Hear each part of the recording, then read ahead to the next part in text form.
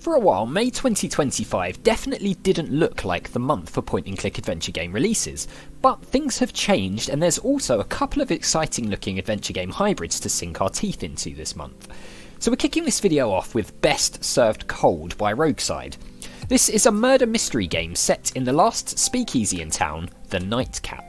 In a slightly unusual twist, you'll play as the bartender in this one, so you'll have to mix up drinks for customers as you try to loosen their tongues and get them to reveal their secrets to you.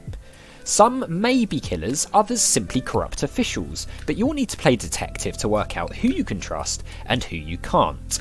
The game contains 5 separate cases to play through with 22 unique characters to serve and question.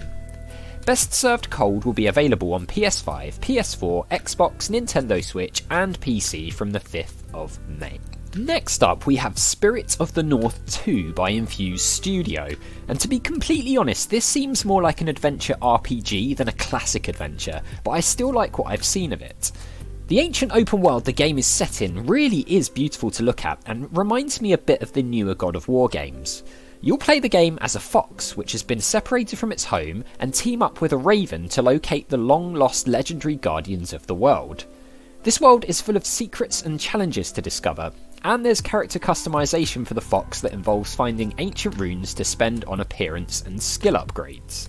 The puzzle aspect of the game appears to revolve around the boss fights, so I imagine that instead of the usual damage based boss fights, you'll need to solve puzzles to defeat them, which actually sounds pretty cool.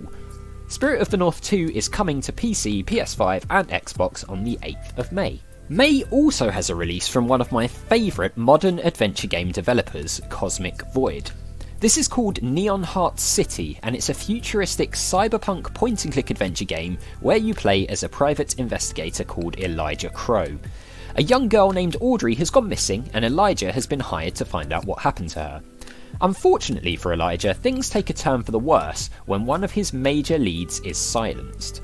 It seems this dystopian city holds more secrets than you can imagine, and I'm pretty sure a lot of it is going to involve the spectacular Rourke prison which sits permanently in the skies of the city. You can expect the usual gorgeous pixel art that Cosmic Void's games have, and this time he's also teamed up with Dionys Games too. It's probably also worth mentioning that I've always found the puzzles in Cosmic Void's adventures to be very fair and slightly on the easier side with no moon logic in sight. So if that's the type of adventure game that you enjoy, or you're looking to get into the adventure game genre, I feel like this could be well worth your time checking out.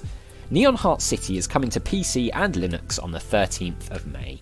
A very last minute addition to this video is Duck Detective: The Ghost of Glamping, which was suddenly announced yesterday.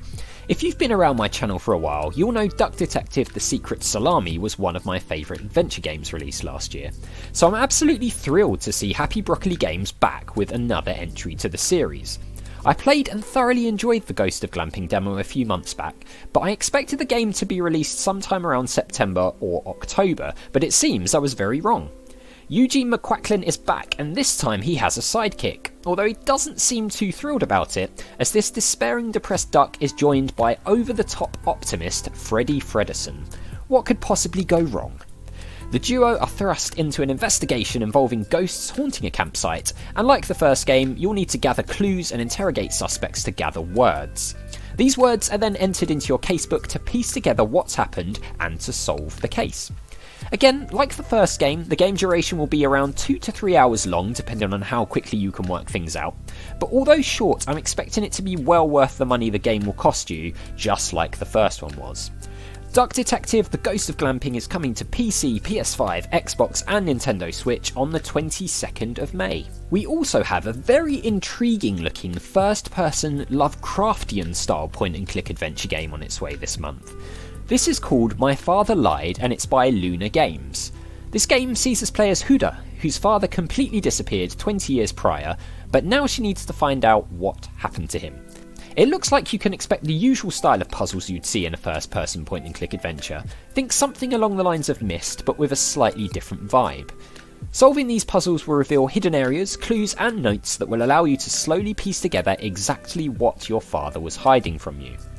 One thing I really like about this is the effort the developer put into making sure the game is made entirely from a mix of both 360 degree and 2D images.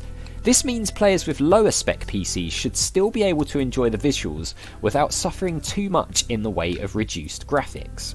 Given the mention of the Lovecraftian theme to this game, I also imagine we'll be in for some creepy or maybe scary encounters along the way. My Father Lied comes to PC on the 30th of May. So a month that looked as though it was only going to have one point-and-click adventure game that caught my eye has actually turned out to be very, very interesting indeed. Leave me a comment below this video letting me know which of these you think you might want to play for yourself. I'm going to leave two little things on the screen that you can click on now to watch some of my adventure game Let's Plays I have going on, and I will see you over there very soon.